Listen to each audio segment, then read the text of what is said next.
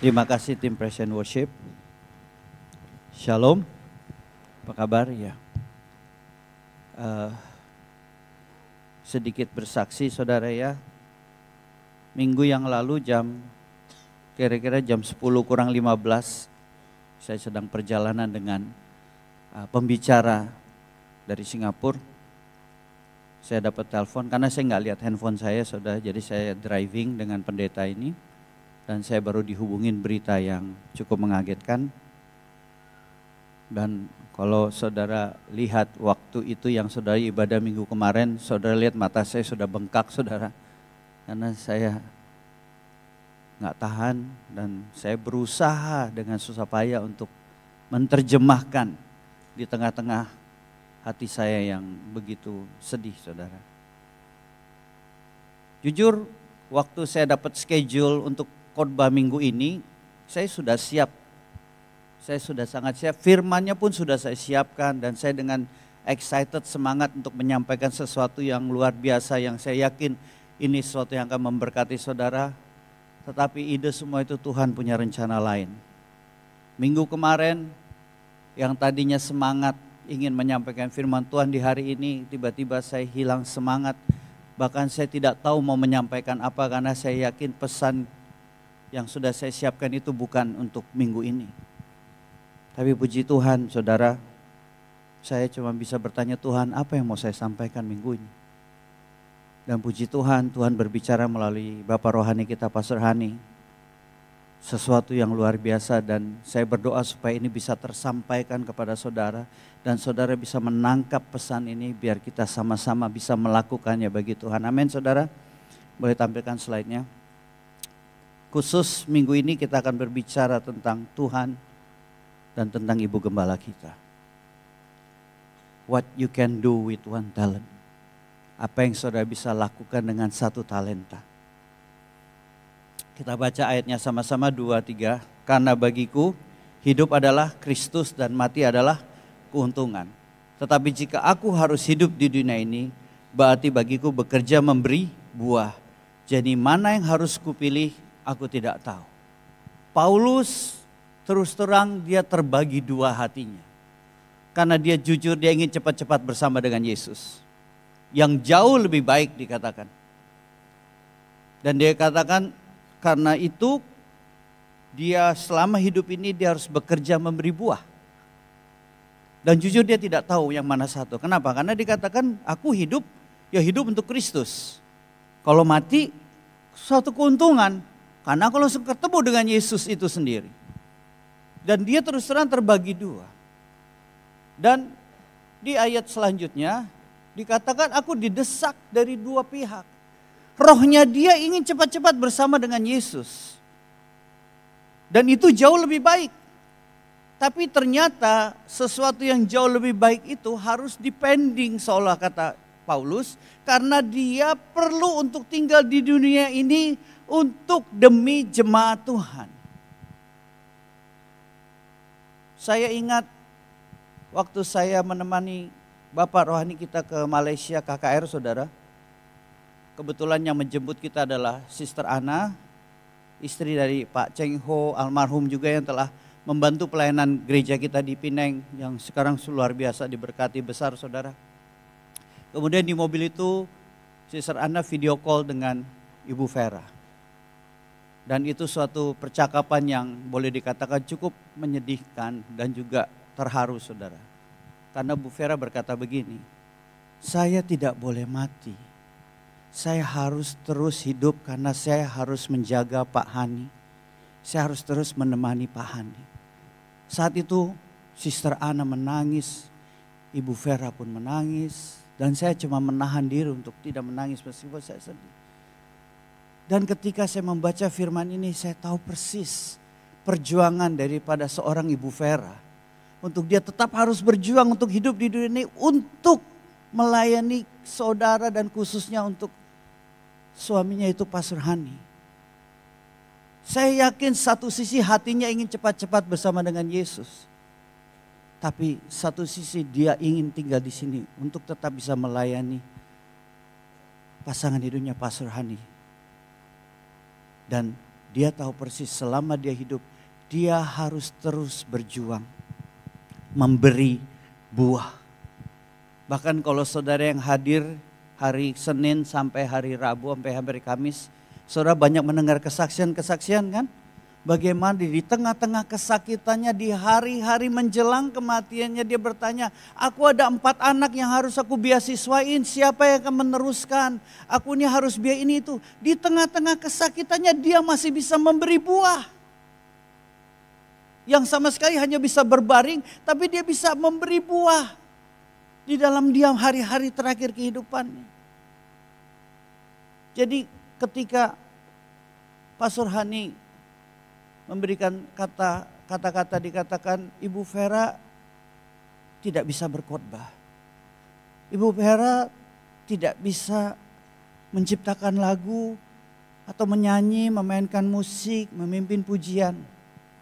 Tidak seperti saya bisa berkhotbah dan segala macam. Tapi dia punya satu, golden heart. Dan pagi hari ini kita akan belajar, saudara. Matius 25 ayat 14 sampai 30. Saudara, ini adalah cerita tentang talenta. Ya. Dari ayat yang ke-15 saya bacakan. Yang seorang diberikannya berapa saudara? 5. Yang seorang lagi 2. Seorang lain lagi 1. Masing-masing menurut kesanggupannya. Lalu ia pergi. Tuhan tahu kesanggupan hamba-hambanya. Tuhan tahu kesanggupan saudara dan saya. Sehingga jangan kita membanding-bandingkan hidup kita dengan orang lain. Kenapa saya tidak seperti Pastor Hani? Kenapa saya tidak seperti si A? Kenapa saya tidak seperti B? Keren ya bisa khotbah, keren ya bisa nyanyi, keren ya suaranya bisa 3. Oh saudara. God knows, Tuhan tahu exactly kemampuan kita. Ada yang 5, puji Tuhan. Ada yang 2, puji Tuhan. Tapi juga ada yang 1, puji Tuhan. Karena dia melihat, kalau dia melihat kita sanggupnya 1, dia memberikan 5, 4 talenta itu akan terbuang dengan sia-sia. Karena Tuhan tahu kita tidak sanggup untuk talenta yang lebih banyak. Maka dari itu dia melihat hamba-hambanya. Dan dia melihat bahwa tidak semua hamba-hambanya sanggup mendapatkan 5.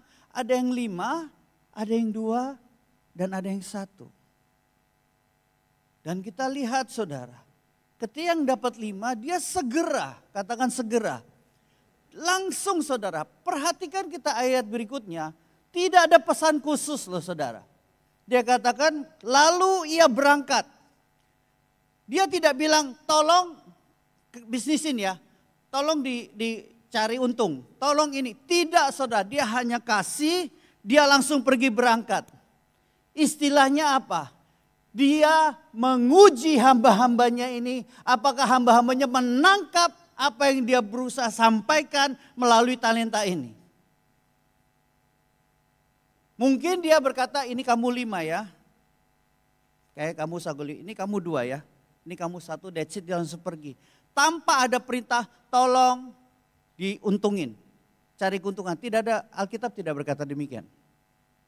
Nah, dikatakan segera yang dapat 5 menjalankan uang itu beroleh laba. Di dalam bahasa Inggrisnya dikatakan trading. Trade, berdagang saudara. Dia langsung berdagang. Dapat keuntungan 5. Yang berikutnya hamba yang dapat 2 talenta berdagang juga. Dapat keuntungan 2. Trading, saya mau tanya sama saudara, ada kemungkinan gak dia bisa gagal bisnisnya? Bisa gak rugi dari 5 jadi 4, bisa jadi 2? Siapa yang di sini menjamin bisnis pasti untung? Setahu saya bisnis yang pasti untung itu pasti bisnis ilegal. Narkoba, judi, prostitusi itu pasti untung. Tapi yang namanya bisnis saudara ada resiko tidak untung. Saya sebagai ngalamin dengan istri pernah ngalamin bisnis-bisnisnya di mana kita gagal. Tapi 2 orang ini betul-betul melakukan, meyakinkan karena mereka tahu bahwa dia diberikan satu tanggung jawab dengan talenta, segera mereka melakukannya. Dan karena mereka taat, Tuhan memberkati mereka. Tuhan membuat apa yang mereka kerjakan berhasil. Amin, saudara. Nah, sedangkan yang dapat satu talenta ini, apa yang dia lakukan? Dia pergi dan menggali lubang dalam tanah lalu menyembunyikan uang tuannya. Kenapa berbeda dengan yang dua? Kenapa ada suatu sikap yang berbeda dari tiga orang ini? Yang dua memilih untuk mengerjakan, yang satu untuk tidak.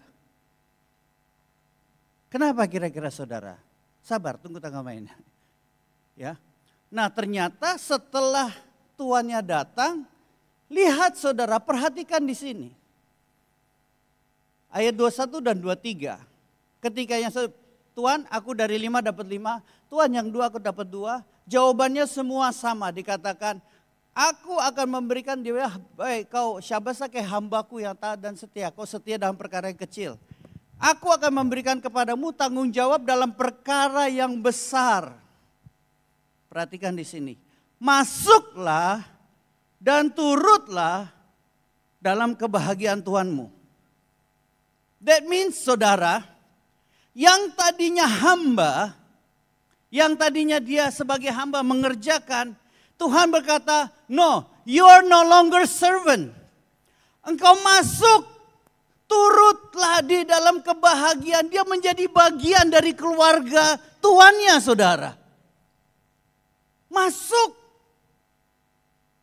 Jadi, nah saudara, yang tadinya dia hanya mendapatkan 5 talenta, akhirnya dia malah menikmati apa yang tuannya miliki. Setuju gak saudara?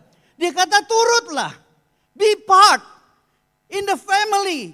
Apa yang saya punya, kamu punya, kebahagiaanku juga kebahagiaanmu. Nikmatilah bersama-sama.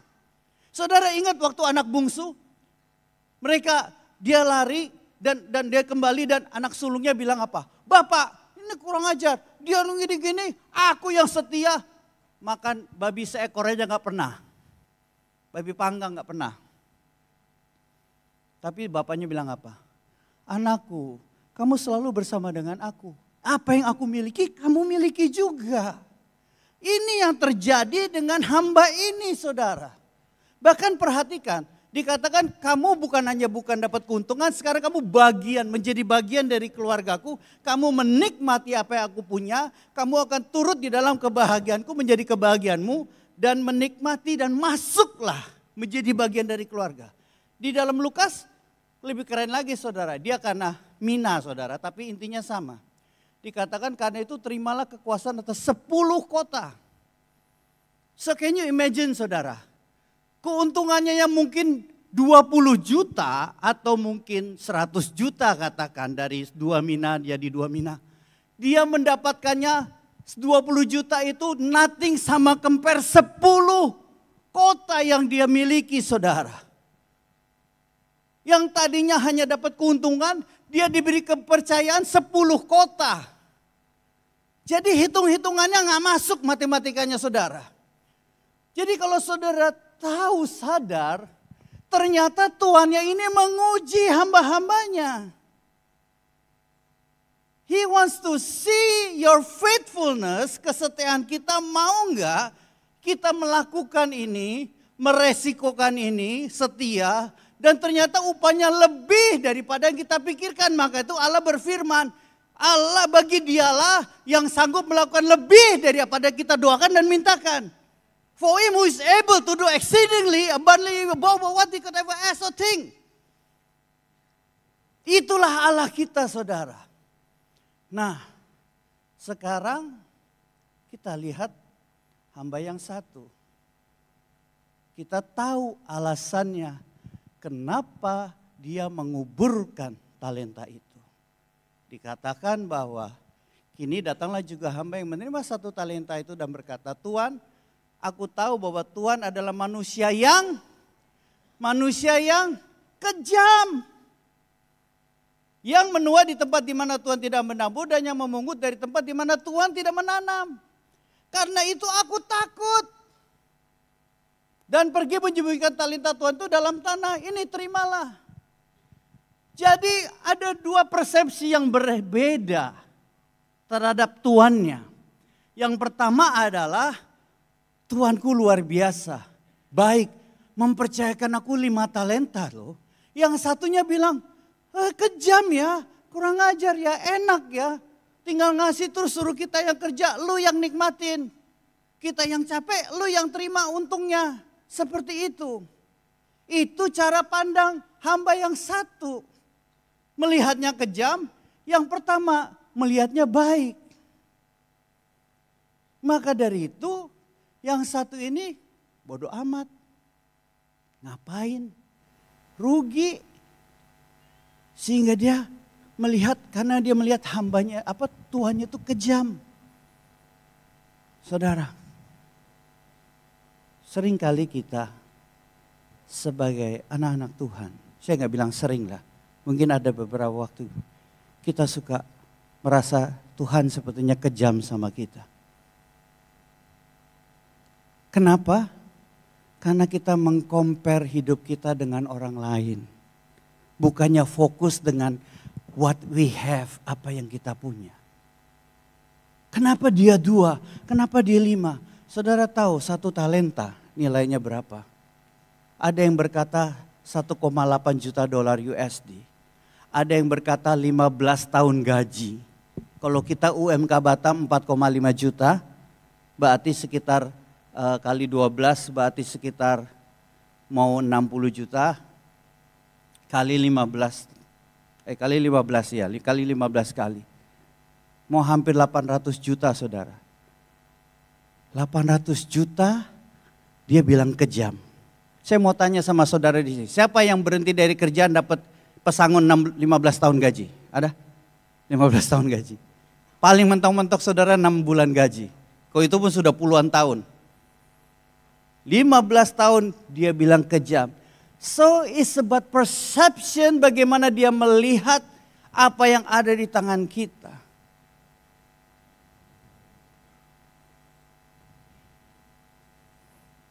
Maka dari itu saya ingat pesan almarhumah late Bu Vera. Dia katakan, marilah kita mengenal dan berusaha sungguh-sungguh mengenal Tuhan. Ia pasti muncul seperti fajar. Ia akan datang kepada kita seperti hujan. Seperti hujan pada akhir musim yang mengairi bumi. The problem, hamba Tuhan yang satu, dia sebetulnya tidak mengenal Tuhannya. Dia kenal, tapi nggak mengenal. Yang 2 tahu, this is a good Lord, Tuhan yang baik. Yang ini Tuhan yang kejam, karena dia tidak sungguh-sungguh.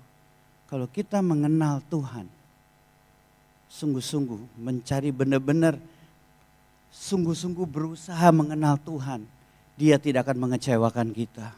Kenapa? Dia katakan dia pasti muncul seperti fajar. Fajar tidak pernah terlambat 1 detik, tidak pernah terlalu cepat 1 detik. Pas sesuai dengan waktunya yang Tuhan tetapkan. Dia pasti akan menunjukkan dirinya kepada kita. Dan dia akan seperti hujan akhir musim yang deras banget saudara. Istilahnya kita akan dipuaskan. Nah maaf, saya menunjukkan sedikit pesan yang saya ambil dari tribute-nya Bu Vera. Tolong nyalakan. Di hidup mati kita itu di tangan Tuhan. Oleh sebab itu saya mau katakan, mungkin kita hanya datang sekali kalau Natalan. Ayo kita bangkit.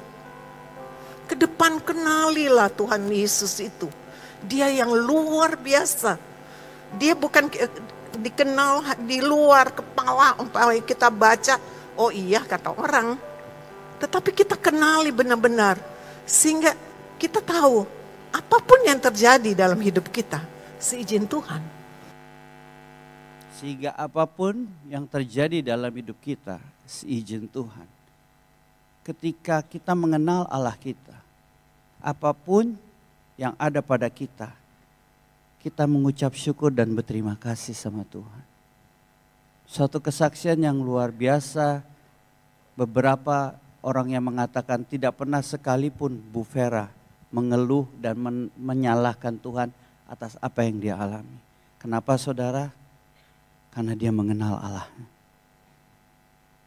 Dia mengenal Allah. Maka dari itu saya pesan Daud kepada anaknya, dan engkau anakku Salomo, kenalah Allahnya ayahmu dan beribadalah kepadanya dengan tulus ikhlas dan dengan rela hati. Sebab Tuhan menyelidiki segala hati dan mengerti segala niat dan cita-cita. Jika engkau mencari dia, maka ia berkenan ditemui olehmu. Tetapi jika kau meninggalkan dia, maka dia membuang kau untuk selama-lamanya. Saya merasakan ini seperti suatu pesan Ibu Vera buat kita semua. Kenalah tadi video tadi. Kedepannya kenalah Allah. Karena kalau kita mengenal dia, kita nggak akan berkata engkau kejam. Kita akan selalu berkata Tuhan kau baik. Saudara, ketika Pastor Hani berkata, kata sambutan, Bu Vera tidak bisa berkhotbah. Bu Vera tidak bisa menyanyi, memimpin pujian atau memainkan musik. Dia cuma punya satu, golden heart, hati. Disitulah satu talenta yang diberikan kepada Tuhan buat dia. Setuju saudara? Saudara nggak pernah lihat Bu Vera berkhotbah atau memimpin pujian atau nyanyi atau apa? Karena Tuhan bilang talenta dia hanya satu. Hatinya yang begitu generous, yang ingin selalu memberi. Di hari-hari kematiannya yang dia pikirkan orang lain bagaimana dia bisa memberkati. Dia ini adalah kontradiksi daripada hamba yang satu ini. Di mana satu ini berkata, kau kejam Tuhan. She is the symbol of what one talent can do. Dia adalah simbol, si exemplify apa yang satu talenta bisa lakukan dan bagaimana satu talenta bisa berdampak begitu besar hanya dengan satu talenta. Dengan talenta ini yang tidak dilihat di mimbar, yang tidak dilihat di mana-mana, tapi diam-diam dia melakukannya. Begitu banyak kesaksian yang kita dengar dari orang-orang yang kita nggak pernah dengar, bahkan Pastor Hani sendiri tidak pernah dengar sebelumnya. Banyak orang yang terdampak daripada satu talenta yang dimiliki oleh Bu Vera ini. Kalau mau tahu saudara berapa banyak bunga sampai ke jalan raya, itulah dampak dari satu talenta. So never ask God, kenapa aku cuma ada satu Tuhan? Ibu kita telah menunjukkan kepada kita, what can one talent can do? Satu talenta yang bisa dilakukan. Kita nggak ada alasan lagi saudara. Kita sudah ada panutan, a role model. Seseorang dengan satu talenta memberikan dampak begitu dahsyat.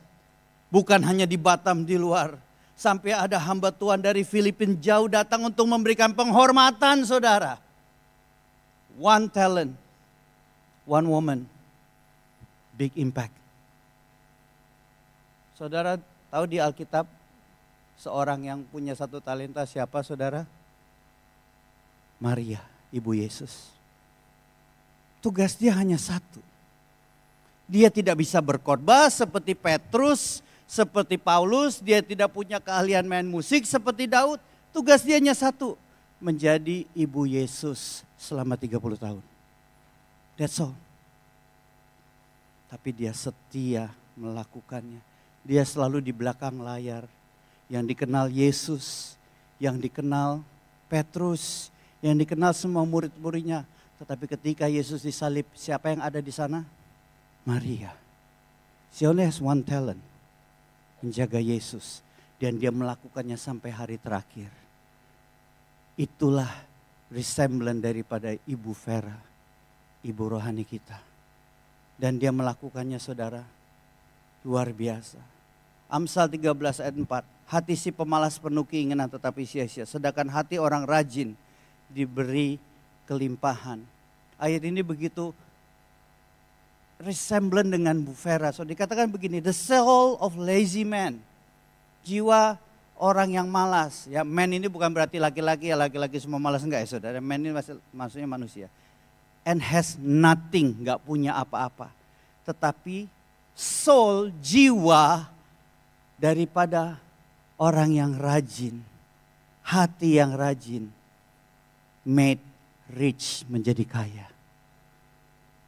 One talent, mungkin secara keuangan saudara yang datang dengar kesaksiannya ya, mau liburan sama anak-anak gak ada duit, kenapa gak bisa beli tas merek mahal, tas branded, bisa melakukan ini itu. Karena kekayaan dia bukan dinilai dari uang, kekayaan dia dinilai dari hatinya. Dan hatinya begitu kaya, made rich, karena dia rajin melayani Tuhan tanpa dilihat orang. Maka dari itu Pastor Hani paling merasa kehilangan, karena the woman behind yang selalu mensupport is no more. Puji Tuhan, kita sebagai anak-anaknya akan terus mendampingi Bapak rohani kita, berjalan bersama-sama menggenapi visi Tuhan. Amin saudara. Ini salah satu juga yang berkesan di hati saya. Dia tidak mencari kepentingan sendiri atau puji-pujian yang sia-sia. Sebaliknya, hendaklah dengan rendah hati seorang menganggap yang lain lebih utama daripada dirinya sendiri. Jujur saudara, itulah dia. Di hari kesakitan, di hari-hari terakhir dia masih memikirkan orang lain saudara. Dia nelponin orang, bahkan saudara, ada orang yang sudah meninggalkan kita, tidak bersama-sama lagi dengan kita, sudah melakukan diri.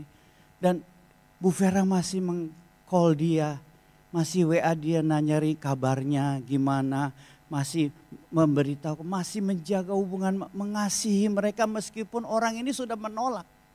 Tapi dia terus saudara. Bayangin saudara, seorang ibu gembala sama orang yang tanda kutip bukan level dekat lah dengan gembala. Tapi dia merasa orang ini lebih penting dari kepentingan dia sendiri. Luar biasa. Dan sebagai ayat terakhir saudara, kita baca sama-sama 2, 3. Karena itu saudara-saudara, demi kemurahan Allah aku menasihatkan kamu supaya kamu mempersembahkan tubuhnya sebagai persembahan yang hidup, yang kudus dan yang berkenan kepada Allah. Itu adalah ibadahmu yang sejati. Ternyata 1 talenta itu adalah hidupnya dia berikan buat Tuhan. Saya ingat perkataan Pastor Sela, dikatakan banyak orang tidak mempersiapkan kematiannya, tetapi Ibu Vera telah mempersiapkan kematiannya. Sampai bunganya, bunga lili pun dia sebutkan semuanya dan segala macam. Karena dia telah mempersiapkan diri, dia telah memberikan hidupnya sebagai korban buat Tuhan. Maka itu Pastor Hani luar biasa ketika Tuhan bicara benih itu harus mati supaya menghasilkan buah-buah. Jadi saudara tahu bagaimana kita menghargai kematiannya? Kita harus berbuah-buah bagi Tuhan. Mau satu yang saudara miliki, Pak saya cuma bisa senyum, lakukan dengan setia senyummu. Pak saya cuma hanya bisa mungkin pandai ngomong tapi gak bisa ini, setia lakukan. Karena kita sudah ada panutan, the symbol of what one talent can do. Itu Bu Vera. Mari kita bangkit berdiri. Kita angkat pujian ini.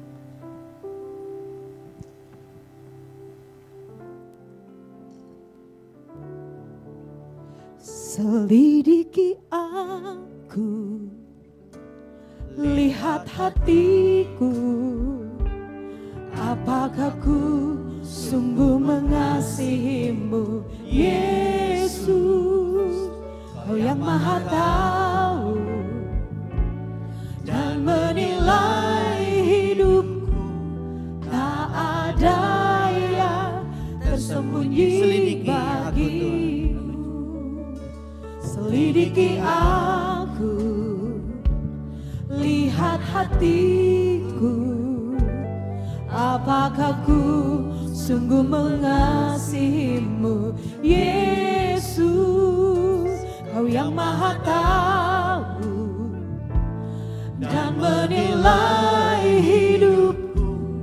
Tak ada yang tersembunyi bagimu. Telah kulihat kebaikanmu yang tak pernah habis di hidupku. Ku berjuang sampai akhirnya kau dapati aku tetap setia.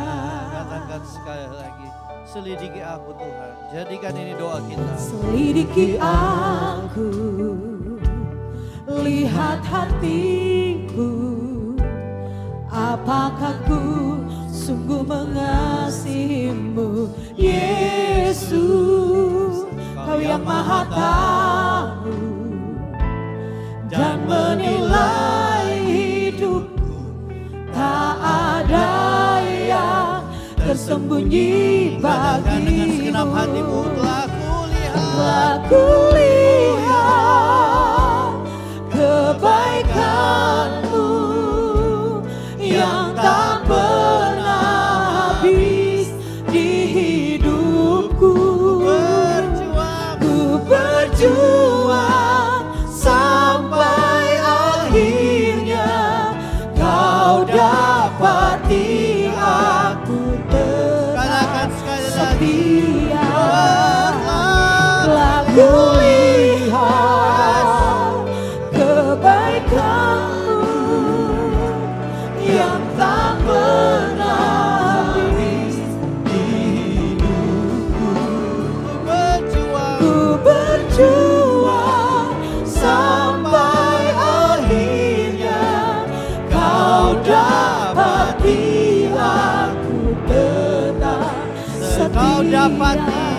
Kau dapati aku tetap setia. Kau dapati aku tetap setia.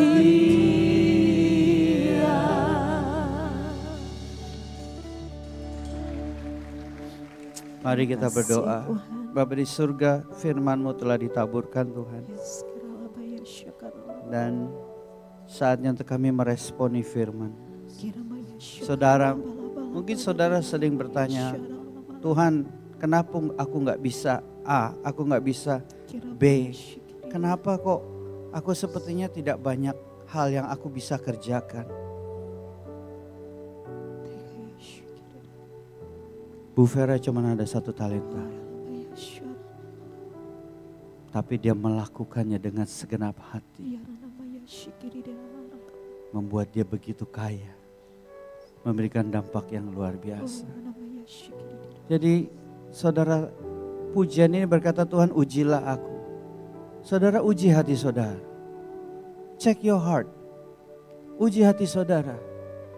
Apakah saudara selama ini menyia-nyiakan talenta yang ada pada saudara? Dengan alasan aku tidak seperti A atau tidak seperti B. Kenapa orang lain lebih banyak skillnya dan ini aku tidak punya banyak skill. Ingat, 1 talenta is more than enough. Lebih dari cukup untuk kita bisa berkarya bagi Tuhan. Bagaimana 1 talenta bisa memberikan dampak yang luar biasa. It's all it take, hanya 1 talenta. Saudara sekarang melihat ada seorang panutan yang bernama Bu Vera yang telah memberikan contoh kepada kita. Apa yang 1 talenta dapat lakukan.